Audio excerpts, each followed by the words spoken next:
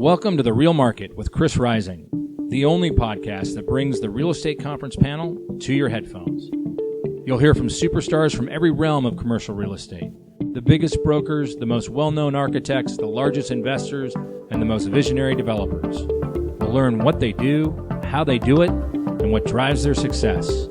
We'll discuss the latest trends across regional markets, capital flows, both national and global, and we'll explore technology's role in shaping all of them.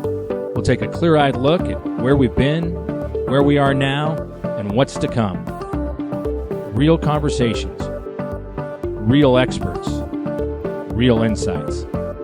This is The Real Market.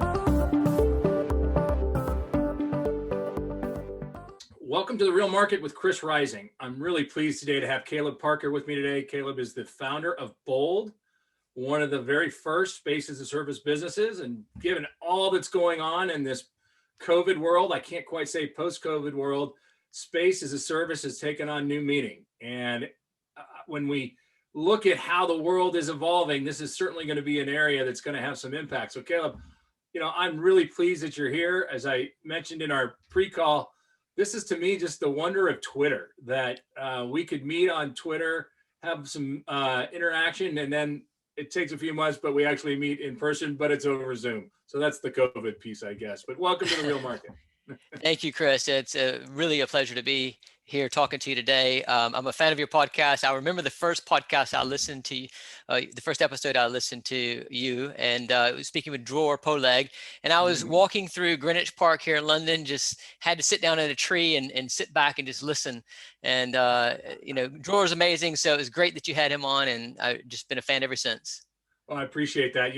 The interesting thing about the Dror podcast is that I had devoured his book, and I think he'd been interviewed so many times by people who had never read it that I feel like I've heard him other things. That one got him really engaged because I was like, in this chapter you talk about this, and so I really that was a good one. So I appreciate you saying that. And one of the theses in his book is that the idea of 100 years of office real estate, where someone does a long-term lease and builds out their own TIs and kind of owns that space, even though it's a lease, is going to be a thing of the past. And his book kind of pushes into that. But you, 10 years ago, saw this coming long before Dror's book and long before, it was kind of similar to WeWork, but I would say you guys were probably before WeWork. So how did that happen? I mean, what did you see that was the inspiration to start your company Bold, and what were just kind of the basics? We'll get into the history and how you got into real estate, but you stumbled onto or had the prescient notions about where space was going for offices, and how did that happen? Well, it really in 2011-ish is when all that came up in my mind. And I had just come out of Regus working on their management team in Washington, D.C. for a couple of years. And I was talking to my customers that were Regus customers and understanding why they were becoming customers of Regus. And then the global financial crisis hit, of course. And a lot of the reasons that people were becoming Regus customers then started accelerating. I'm going to use that word we're using today, but and I ended up setting up my own flex space brokerage back then to help a lot of these customers navigate and figure out, who the right operator for and who the right brand for their business was as a broker. And as a broker, I remember one day I had this one guy from Alexandria, Virginia, call me up, and then he started talking about his problem. And the problem was, since the GFC, since the financial crisis, they got downsized their offices massively. They downsized their team pretty significantly as well. And they it turned out they were paying about $3,000 a month for this tiny office, but they all work from home, and they only use the office to come in to meet with each other occasionally or clients. And he was asking me, how can we save money? And, can we, and I was thinking to myself, well, you've already saved a lot of money by what you've already done. The only way to go now is to get rid of that office and book it on demand. And which was a bit of a novel concept. Back then, the serviced office companies or the executive suites of the time they allowed their own customers to book on demand in a day office. I remember at Regus, we had just launched the Business World program where you could get a card and have access to any Regus anywhere.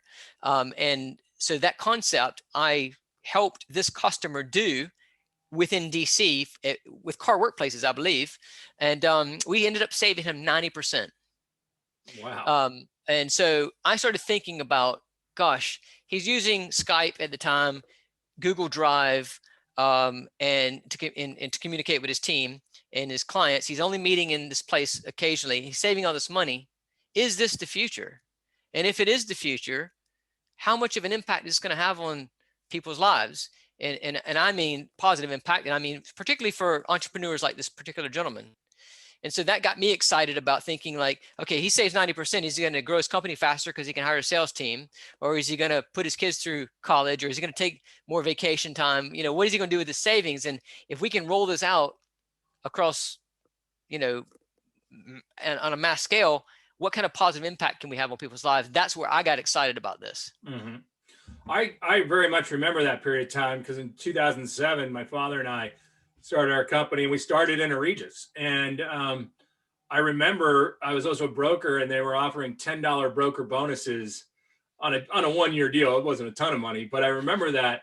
And then I remember that we only wanted to sign a 3-month deal. Ultimately, I think it was cheaper that when we signed the 1-year deal. But I remember how aggressive Regus was. Yeah. But at the time, quite honestly, it was just some old law firm space that they redid the kitchen, and and I was battling with the fact I'd go to the kitchen area and somebody had an office that was doing Los Angeles, so doing casting, and there'd be 20 people in there because they had one office doing. Regus hadn't quite figured out how to deal with the new world economy. They were very good for the lawyers and the accountants who just wanted a couple offices. That's changed dramatically. In the last 10 years, that has dramatically changed, but it wasn't overnight. So when you went from going from brokerage on small-term, short-term rentals to saying, I know I can do it better than Regus, can you talk a little bit about that? Yeah, there was a bit of a bridge before we got to where we are now in that thinking. And when I first started seeing this come together, it was a cost benefit focus. It was helping people improve their lives by saving all this money and being able to access space when they need to. Because the idea was, if you're a small business, if you're an entrepreneur, it's expensive to take on a lease. And if you don't need to be in the office because you can work from home, why would you do that? But then occasionally you still need to collaborate with people, whether it's your client or your team, whatever. So you still need that office environment somehow. And I remember at the time, Uber had just launched in DC. As one of their first markets. And when they launched, they had this tagline, everyone's private driver on demand. Yeah. And I thought, gosh, everyone's private office on demand. And so when I started doing, and this is, we've moved on from just the cost, and I'll get to it in a bit about the service aspect of it, but just from a cost aspect, we thought, we could save people money and give them this private office on demand. There needs to be a platform that enables this. Yeah. And so I raised a little bit of capital. We invested in a booking platform and launched an app at the time called Touchdown Space. Doesn't exist anymore. But we thought, wow, we'll just grow this across the country and help everybody, be remote first and have an office when they needed it. Mm-hmm. Well, what I didn't know was Mark Gilbreth was on the West Coast with a similar plan, and he raised a lot more money faster than we did. And I've learned a lot from him over the years. And in fact, he's on my podcast this season. Oh, but but Mark and Liquid Space, they went off to the races, and but that's where we started. Then one day, when I was at the CEO of Touchdown Space, I was at a conference down in Florida, and I was on a panel with the founder and CEO of then Search Office Space. And Search Office Space is now called Office Freedom, but they're like instant offices, but here, and they're based in the UK and really strong globally. And we were on this panel talking, and at the end, Richard leans over to me and says, hey, let's have a chat. And so we started talking. Long story short, 6 months later, I'm moving to London to take this idea and roll it into meetingrooms.com and grow that globally, where I was the CEO. So I was still in the broker mindset world then. Yeah. And I did that for 3 years. We grew the platform, and then I exited and then came over and started Bold. And that's when I became more service minded because of what I learned at meetingrooms.com. Well, there's a few layers of that onion to unpeel. So let's go back a little bit. Number one, on the technology, I think one of the biggest fallacies about WeWork, and it was what we had heard all the time, is they had this unbelievable technology that united the WeWork world, but when you really got into it, they didn't. And there were stories about the 16-year-old programmer they had hired who, built some software that didn't work. And so that's been a struggle for WeWork when they were trying to go public. But you identified early on that ability was in software to just very quickly give people what they want was going to be a driver for Office on Demand. How did it go from when you sold your business and the software wasn't quite where you wanted it to be to where you are today? Does the software meet the promise that WeWork had talked about and others had talked about? Well, I think we have to think about technology in a couple of different ways. Technology is an absolute must. And when you start a company as an entrepreneur and as a startup founder, you have to make a decision. Are you a tech company, or are you a tech enabled company? And if you're a tech enabled company, maybe it's best, you've taken that decision to go out and buy the best in class technology and then design a fantastic user experience built on top of it. It's like, think about all the car dealerships.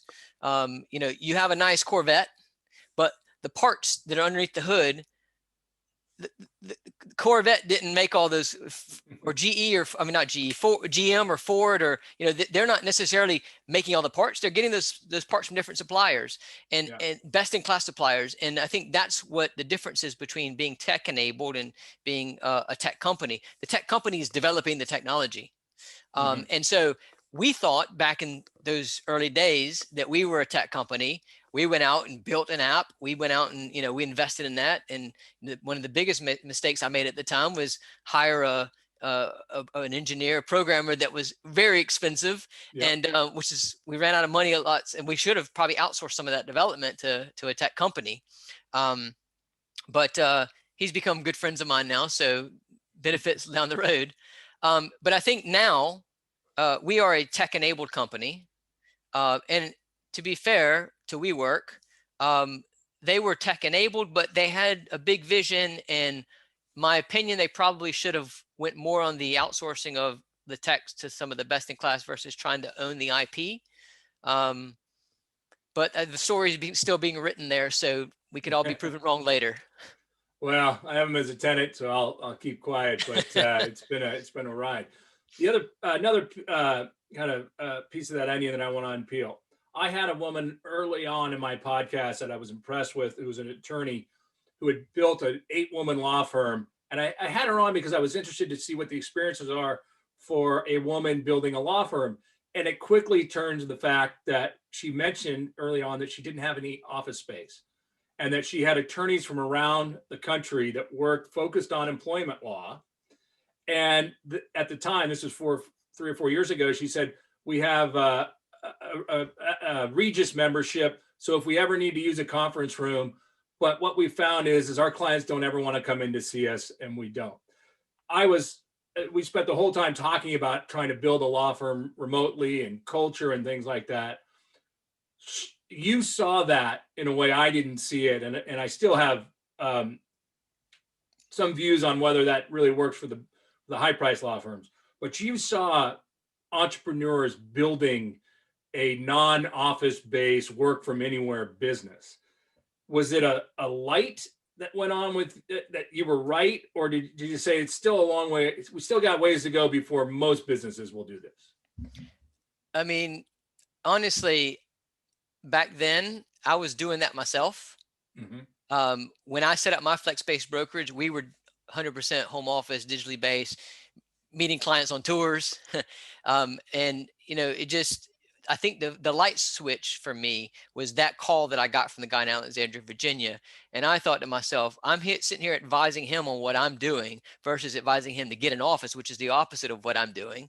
And so like, this is what I need to be doing. And that sort of helped drive I've always tried to be pretty transparent and honest in general as part of my ethos, but really being authentic with what I sell and and the advice I give. If I wouldn't do it, why would I tell somebody to do it? So I'm quite surprised that it's taken a global pandemic in like 10 years to get to where everybody's thinking this way now. I thought it would have happened earlier, which is one of the things that I've been pushing for the last 10 years to try to make this happen. I think the biggest challenge is not to look at it just as a cost benefit, which it is. It's a massive cost benefit. But if we know that people can work from home, if you're an entrepreneur, why would you go through that cost? But the biggest benefit is having it there for you when you need it. Because I think we get in this conversation between, working from home, working from the office, and this is across the board, whether you're an entrepreneur or an employee of a company, an enterprise, people in the headlines are saying, we're going, work from anywhere, work from home, or people on the other side saying, no, you need offices. And the truth is is both. So the more that we work from home, the more value there is in going into the office. Yeah. And so, for me, I'm just surprised it's taken this long to get here. Well, going back to this theme of peeling the onion, there's a third piece to what you were saying, in that you are in London, and there are several markets around the globe where space as a service screams as making sense. London being one of them, because the cost of real estate is so expensive. So if you can provide real estate with a shorter term commitment, with more flexibility, that rent number is probably easier to absorb, knowing it's not going to be on your balance sheet for 10 years. Am I wrong about that? Or are places like London, Hong Kong, Moscow, New York City really prime markets for this, as opposed to lower rent suburban markets? It is a good question. And certainly the CBDs, the bigger markets, there's a massive benefit in the cost. And yes, you are going to pay a higher price for the flexibility in the short term, but in aggregate, you're not stuck in a 10-year lease, so you're coming out with a massive savings. Is the savings as massive, in suburban or tertiary markets? Possibly not. Is the overall benefit of having a space that is there for you when you need it, and you're going to get great service, friendly people smiling and catering to your needs, just like when you go to a hotel. I think I use the hotel analogy a lot, and the thing is a lot of us don't have vacation homes, but we go to hotels and check in when we need to, because it's cheaper. Even though the hotel rate's high, it's cheaper to go to a hotel than to go to a hotel. And that doesn't matter if you go to a city center or you go to, because I mean, look, you can probably go to the countryside somewhere and buy a cheap home, and that can be your vacation home. Mm-hmm. But I'd rather save the money keep the money in my bank and then just book a hotel when I go. Yeah. So talking about WeWork, in the sense of their model has been to take long-term leases, chop up the space as much as possible. And I mean, lots of money. I mean, big security deposits, all that. That hasn't worked so well. I have friends like Chris Kelly and Ryan Simonetti who started Convene. That's not their model. Industrious, it's not their model. Do you think that the model that was Regus and WeWork, is that model gone? Is it going to move towards like the hotel operating companies, where a company like yourself, the landlord's just going to say, hey, I've got X amount of empty space, some of them are floors, you do it for me? Or is that landlord just going to insist you do a long-term lease, and and that's really the only option? Well, if anybody's ever read my LinkedIn or Twitter post, they'll know that I'm not a big fan of lease arbitrage. We had a decision with Bold back in 2016 to go down that route. We decided not to, just in case the worst happens, and obviously the worst has happened with the pandemic, and lease arbitrage isn't very good now. In general, I'm a big fan of partnership and collaboration and management agreements, that service model. That's not to say that there's not a deal out there on a lease that makes sense. If the market and the rent and everything lines up, then maybe the lease. There's some great operators on lease arbitrage. I'll give a shout out to my friend Jonathan Weinbren with Bespoke and the BE companies. They operate a lease arbitrage model very successfully.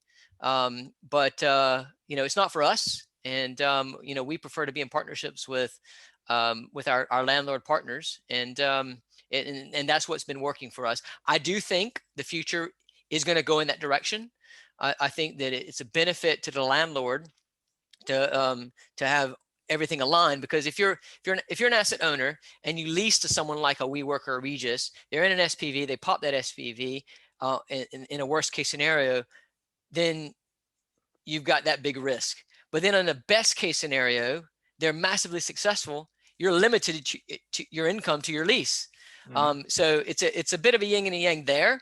Whereas in a management agreement model, you share in the upside, but you share in the downside. So it's fully aligned. Well, if you think about why I buy a hotel and I'm looking, do I want Marriott? Do I want Hilton? Do I want a boutique brand? You're doing it because you think you're going to lease, or you're going to rent the most hotel rooms at the highest average daily rate, and you're going to pick a horse. It would seem to me that's what most independent landlords are going to do as well. Pretty big news this week about CBRE deciding that building their Hana brand wasn't what they wanted to do and buying Industrious. What's your take on that? Well, I think we don't know enough about the details to really we have opinions, but to form a really solid opinion yet. I'd love to understand all the details of that deal. But Anthony Slumbers, our friend, Yes. had a really good article this week in the States Gazette and EG about this, and I tend to lean on in his direction. I think, look, there's some really, I've got some friends at CBRE that do a great job. I don't think CBRE was fully committed to the flex business. In my opinion, I don't think they were fully committed like they are their core business. If I was an executive at CBRE, I would have, every single CBRE representative around the world would be promoting Hana. I've spoken to some folks that Hana was like a redheaded stepchild in some cases. Yeah. I know some of the folks at Hana, they're fantastic. So my opinion is the deal with Industrious was a great move. I think it validates a few things. It validates partnership and management agreements, because that's Industrious's model. It validates the growth for flex. I think there was a quote from someone at CBRE that said, it was in their report, like 68% of their corporate occupiers want flex in any across their portfolio in any building they go into. So it validates the need for flex. What it also validates, in my opinion, is that we're going to see, I predicted this in a blog post back in 2012, that we would see partnerships between agents and operators, landlords and operators, and all that's happening, and I'm excited about. But what's happening now is that a lot of the landlords, a lot of the agents are saying flex is important. Let's do something about it, and they run to create their own platform, their own brand. And in many cases, their own platform without a brand. So I think that's a mistake. I think that unless they go all in, and which CBRE seemed to be all in, but they weren't. So the reason I think it's a good move is because CBRE now has a trusted operator that's best in class. I have a big respect to Industrious, and now they've given that Hana over to Industrious to run. CBRE can do what they do well.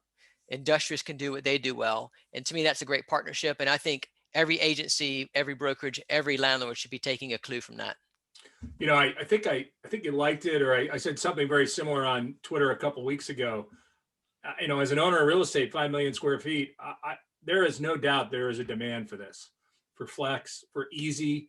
I think where this is really your business and Industrious, the demands of technology and what basically a hotel worker, because no matter what happened, and I really want to get into your view of the future of work, but you're going to want to provide better broadband, faster broadband, better technology in order to get people to leave their home to come and collaborate. And that's a huge lane that I think the space as a service area is going to go into.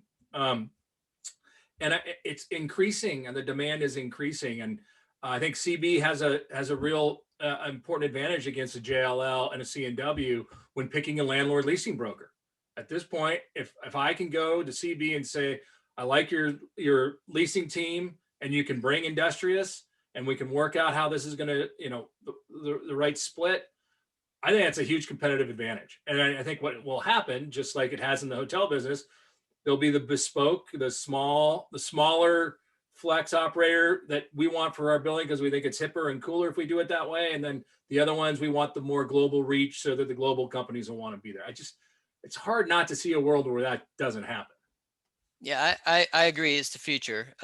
We'll have a few dominant players across the globe, like in the hotel industry, and then we'll have loads of successful brands that are either boutique or smaller groups.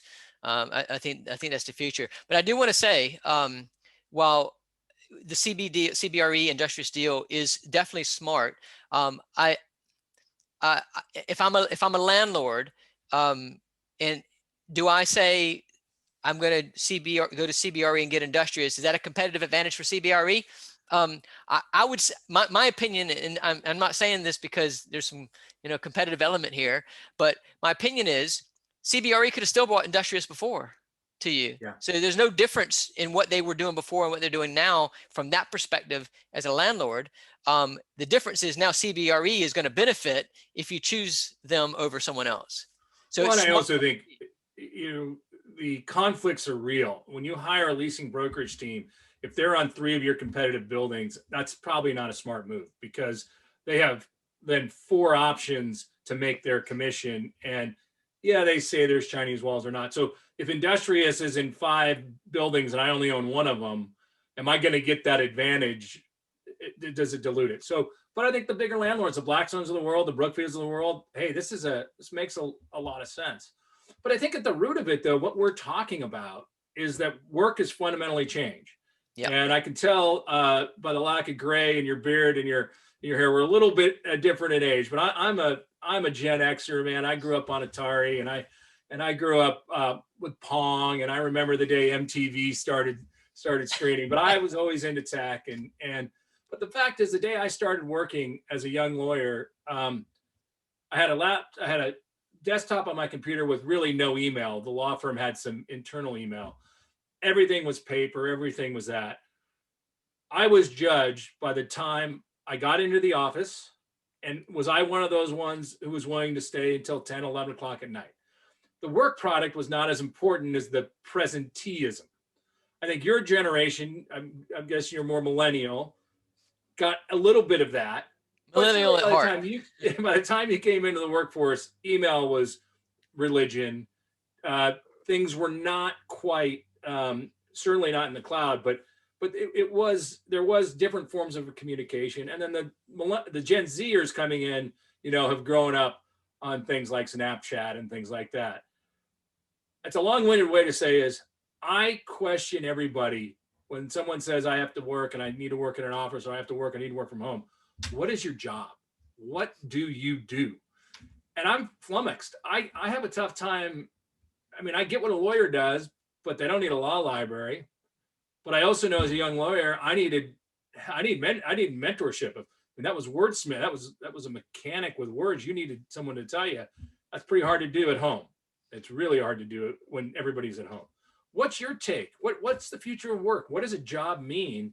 And how is space as a service or fixed long-term leases? How is it going to meet those demands? What are you seeing of what a job is today in white-collar global economy?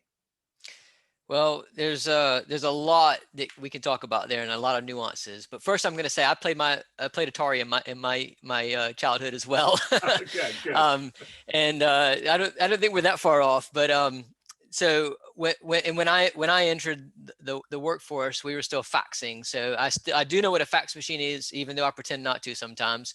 I think we're seeing at a high level, on a macro level, we're seeing a culture shift, and it, it's people want to be people want to make an impact on the world today, and they want to do things that's going to enable them to do that. You see more volunteerism going on than we've ever seen before, because people want to do good. That's not to say there's not a lot of people doing bad, but people want to do good, and so they want, if they have a choice, particularly not in the knowledge-based economy and the knowledge-based jobs. Some might call it white collar in the past, but we're becoming more of a technology-driven, knowledge-based economy now.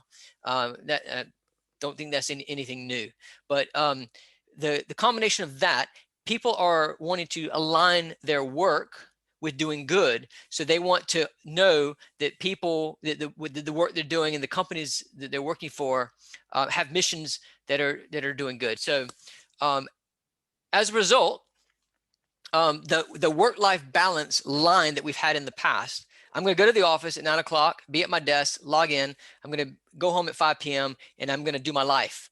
That's sort of gone away, or is going away as a culture shift. And so me personally, I'll give you an example. I am on a podcast tonight at 7 p.m. Yes, maybe this isn't considered work, but this is work, right? But I don't mind, because I'm doing something I'm passionate about. And I think when we do things we're passionate about, it's not considered work, right? If we're forced to do things we're not passionate about, that's considered work, and it's stressful. So there's this culture shift to doing things we're passionate about. And if we are, then this whole blend between work and life, the line goes away. It becomes more of a blend. Now, if as an employee, I'm willing to give my all anytime because I just want to do good and I believe in my mission of my company, then should my employer dictate when and where I do that? And should they not trust me that I'm going to go out and give my all because I'm passionate about what I do, if that alignment is there? And so I think we're seeing this culture shift. And as we see the culture shift, and the fact that we're go back to 2011, we have online communication tools. We can, connect with people. If we can go to a physical place when we need to, why do we have to be chained to that desk all the time? So if we see all this happening and people can start choosing, and especially like last year, it's proof we can stay productive. Now, granted, not everybody can. Some people are introverts, some people are extroverts. Some people have circumstances at home that make it distracting. Some people love working from home. So the question, though, isn't whether people can work from home or not. It's whether they can be empowered to choose. And I think if we move to this culture of empowering people, having trust and empowering and giving choice, then it will have major implications on commercial real estate, in my opinion. And that's the future of work. And the future of work will equal the future of commercial real estate. Mm-hmm. I've been reading some studies lately. Gensler has a new one. A lot of them, everybody's talking about this clubhouse model. Interesting that Drew Hudson, I think is his name, from Dropbox, said all of our headquarters now, all of our office spaces become clubhouses. And part of me was like, isn't that what they were anyway? But okay, you can use a new term. But I hear you. I think for the first time in 100 years, there is a trust going from the employer to the employee about getting work done that never existed. And I think this pandemic I see people. I know, just because, like, our company, you're using a company computer. We know when you're on, we know what you're doing. We don't really track it or anything, but we know. I can tell you the biggest thing I've seen is how hard some people work. Their hours are just 8 o'clock at night to 1 a.m. Mm-hmm. And they're working hard. You can sell that. And so I think it's been a freedom. I do think that when we get outside of the pandemic, there are things that are pretty glaring that people are missing.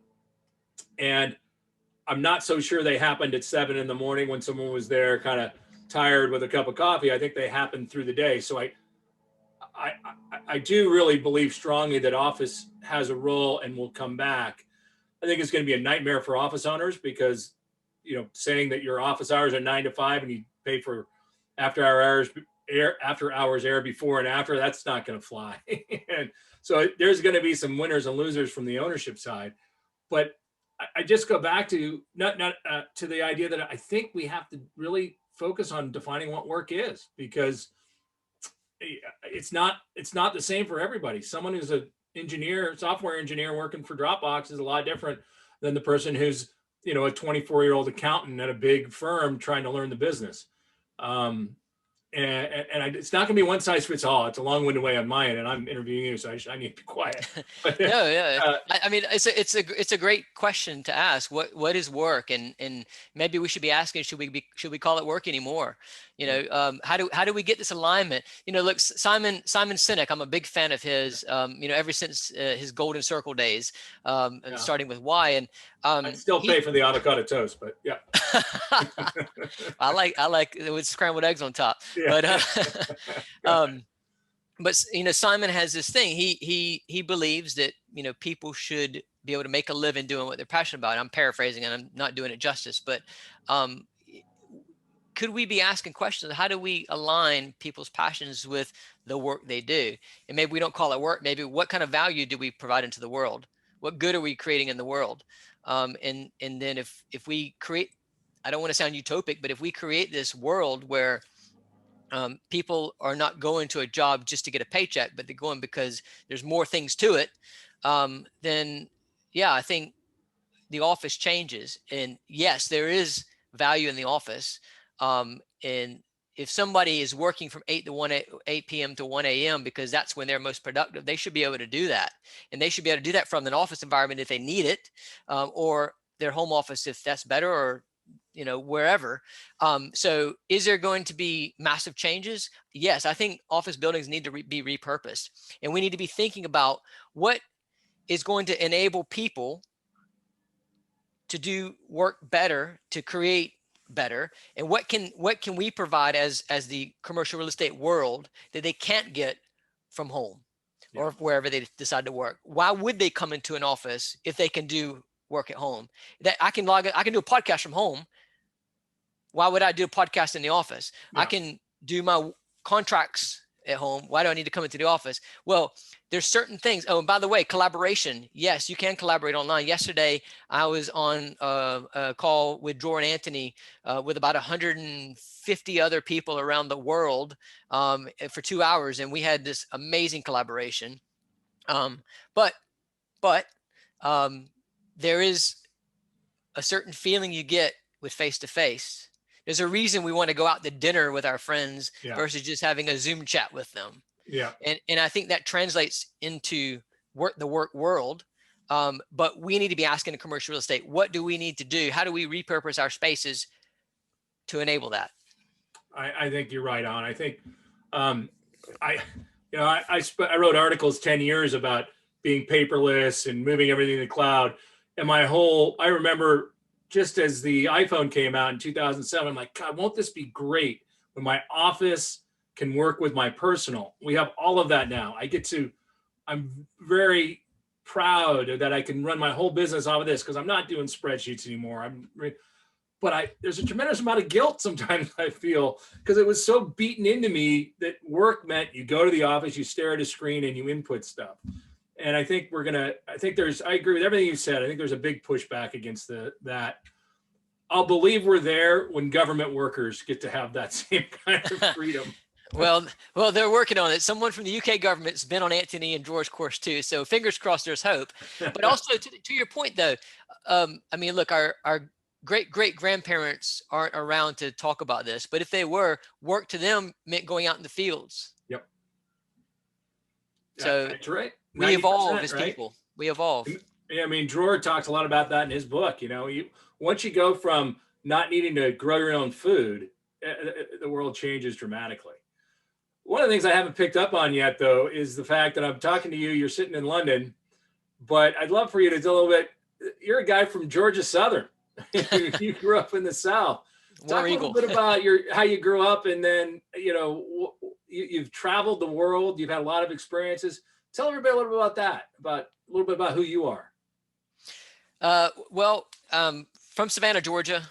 Technically, I'm from Pembroke, Georgia. I was born in Savannah, spent most of my adult life there, but was raised in Pembroke. It's about halfway between Georgia Southern and Savannah. So when I decided to pick a university to go to, it was the home team. Georgia Southern football was big in the 80s, big in the 90s. I walked on. It was my dream to play in NFL one day. So I was a walk on at Georgia Southern. Was standing there on the first day looking at the receiver line and the DB line, and the DB line was shorter. So I thought I had a better opportunity. So I went there. But in high school, I was a receiver. Played both ways, but receiver. Anyway, so long story short, did Georgia Southern for a little bit, played football 1 year, and got in the hotel industry. My first job was working for a Holiday Inn on Interstate 95, and was in hotels for quite a few years.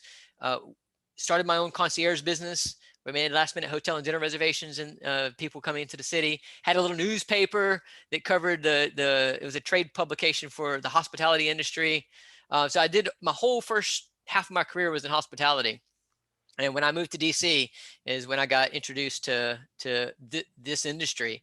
And it was funny. I've said this before, but when I was moving to DC, I put my resume on Monster and put an address in DC, and the recruiter out of Dallas for Regis called me up and started asking me to come in for an interview. Was talking to me a little bit, and I was a bit ignorant at the time and said, I've never heard of your industry, much less your company. Can I come see a location first to see if this is something I want to do? And I kick myself now for saying that, because obviously at the time they were the largest in the world, still are. So yeah, I did that for a couple of years and just really fell in love with the entrepreneurs that we support, because I'm an entrepreneur at heart. Yeah. And the fact that the space as a service world supports so many entrepreneurs. But I got to see how inflexible commercial real estate is, and how not so nice it is to entrepreneurs just starting out. And that's what got me passionate about this. And I just wanted to help create a better world for entrepreneurs. It's probably it's another podcast to get into, but what people forget, and I was going back and forth with Anthony Slumbers recently, that the business of commercial real estate is really built on the backbone of Wall Street and big banks. And the reason they're long-term leases is because at the end of the day, you're taking a cash flow that needs to have credit behind it, and you're syndicating it either through a loan or through a securitization. And that's why we have these long leases, because Wall Street created it. The question is, how does that evolve? But it has to, because you can't ignore the fact about how dramatically the world has changed. We met on Twitter. We never would have seen each other, even though we have a lot of connection points that, my wife's from Surrey, Isha, Surrey, and we get to London a lot. You played football in the South. I played football. We have all these connection points, but it became real because of Twitter. You can't tell me that's not replicating itself with connections all across the globe.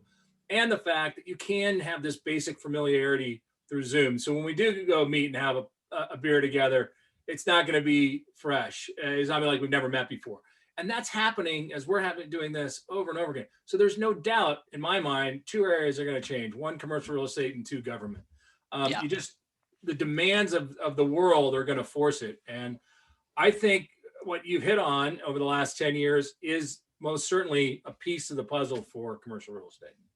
Well, I think I would love to have a longer chat about this another time, but I've traveled now to 47 countries. Didn't even have a passport until I was 28 years old, but going around to these different countries, meeting people, you see all these different cultures, but underneath everything, we're all the same. I mean, we might have a different belief in religion. We might have a different belief in, certain things here and there, but we're all the same. We all want to live a good life and our families to be, healthy. And, so I think we're moving, we're in a decade of friction right now. And friction happens when there's change. So change is happening. And I think 10 years from now, I think we're moving in the direction of a borderless. As much as we're seeing a lot of nationalist talk right now, I think we're going to move to a borderless society in the future. That doesn't mean country lines aren't going to go away. They're going to go away, but the taxation aspects of it, it's going to be so much easier in the future for people to be nomads and travel around if they want to. Yeah.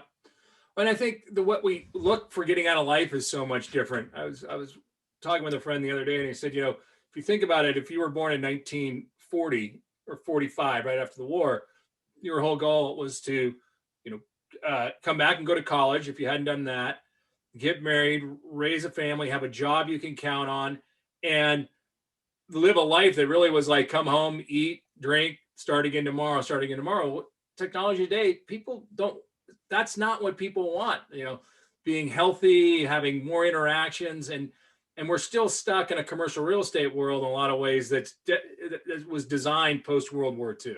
Yep. And it's just, and it's you're going to see it over and over. There's not, I mean, here in California, people aren't going to put up with the DMV the way the DMV is much longer. It's got to change. Someone's going to come in. So having said all that, imagine a post-COVID world, the vaccine's out there. What do you think, if you had to zero in on your business, what do you think is going to be the most dramatic shift over the next 5 years in a world that's open because we're safe from the pandemic? Well, I think initially we're going to see there's a shift, people going back into live events, office world, because there's a lot of pent up demand because of all the lockdowns that we've seen around the world. Yeah. And I think whether it's 1 month or 3 months into that, all of a sudden, a few people are going to wake up one day at 5 a.m. and say, why am I getting up so early to go into the office when I don't have to? Or why am I commuting an hour or two when I don't have to? And I think there's going to be a pushback from that. And that's when what we're talking about today about work from anywhere is going to start happening. And then you're going to see that the floodgates open. I think is it Dror talks about it as a tsunami. I'm not sure, but we'll see the tsunami happen as lease events happen, because that's going to give the big companies, it's going to give them the opportunity to see, well, who's actually coming in? How often are they coming in? What are they coming in for? How do we need to repurpose our space? How do we need to rationalize? And as lease events happen, they're going to contract their footprint, and they're going to shrink their footprint. Doesn't mean they're going to get rid of their offices completely, but they're going to shrink their footprint. They're going to repurpose it for all the collaboration stuff we talked about earlier. And then they're going to give people the ability to choose where they work, but people are going to have to come into the office sometimes, but it's going to be about, why am I going to the office? I'm going to the office to collaborate because I can't do it anywhere better. Yeah. In the office. And I think that, to me, that the massive shift is going to happen then.